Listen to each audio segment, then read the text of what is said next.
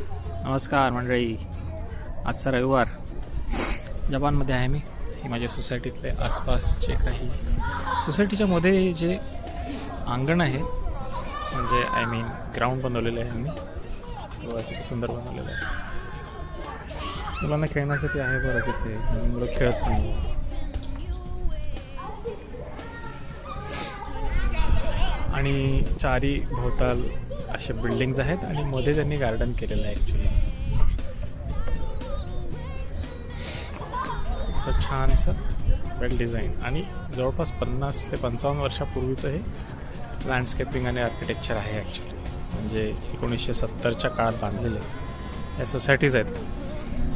तेवढ्या रोबस्ट बांधल्या आहेत, एवढ्या वेल डिझाईन्ड आणि प्लांट वेनी फ्युचरिस्टिक बांधलेल्या आहेत ना, की आजही वाटत नाही की फार जुने आहे म्हणून. इतकं व्यवस्थित लँडस्केपिंग आणि पार्किंग वगैरे केलेलं आहे. सुंदर. जापनीज लोक काम उशिरा करतात, पण इतकं मन लावून करतात आणि वेल प्लॅन करतात. खूप वेळ लावतात काम करायला. ओके, खूप प्लॅनिंग करतात. हजारो मीटिंग घेतात. असं करू, तसं करू, हे टाकू, ते टाकू, आणि नंतर काम सुरुवात करतात. आपण कसं काम सुरुवात करून टाकतो आणि मग त्याला करेक्शन करत बसतो.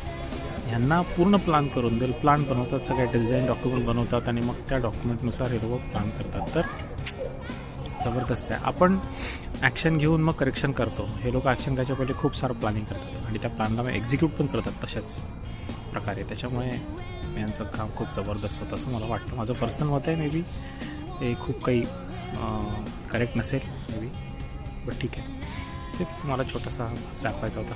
Okay, see you next time. Thank you. Bye bye.